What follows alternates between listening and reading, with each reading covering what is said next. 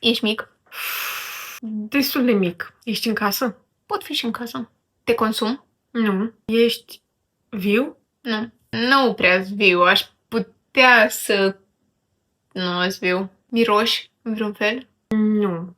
Aș putea să miros, dar nu. Nu mă caracterizează un miros. Deci poți să fii și în casă și afară, nu? Da, dar mai des să sunt în casă. Dar locul pentru mine nu prea contează. Ești mic? Pot fi și mic și mare. Pot fi de orice mărime. Existi la noi în casă? Da. Tu ești de mâncare? Pot fi și de mâncare. Cred că am ales un cuvânt foarte abstract. Cred că e prea abstract. Ești mică? Sunt, da, destul de mică, nu? Ești destul de mică, ești la noi în casă, ești în încăperea asta? Da, dar mai sunt și în alte încăperi din casa asta. Ai o culoare specifică? Nu. Poate fi orice culoare. Super! Tu ești îmbrăcat? Da. Dar de ce ți-ai dat seama? Ce, Doamne ferește, poți să fii? Ești un obiect, cum să zic, un obiect static, așa? Ești funcțional? Am scuipat. Ești funcțional sau ești de decor? Pot fi și... Vai, dar nu știu cum să zic ca să nu zic. E de fapt o gamă, sau nu știu cum să zic. O categorie, dar nu e o categorie, gen...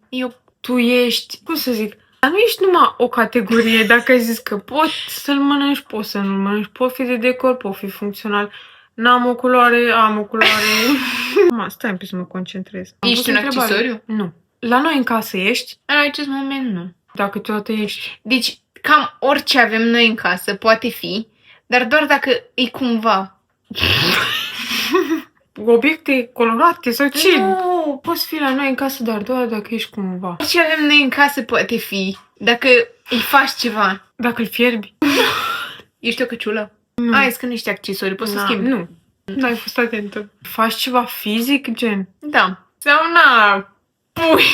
Să zicem că da. Dar nu e ceva gătit, adică nu, sau cum să zic, prăjit, nu e chestii de genul ăsta. Nu, îl pregătești cumva. Ești o bluză? Pe acolo, nu sunt fix o bluză. Mai Ești un top. Trebuie să zic o bluză pe care noi avem? Nu, gen... Da, ok, un tip.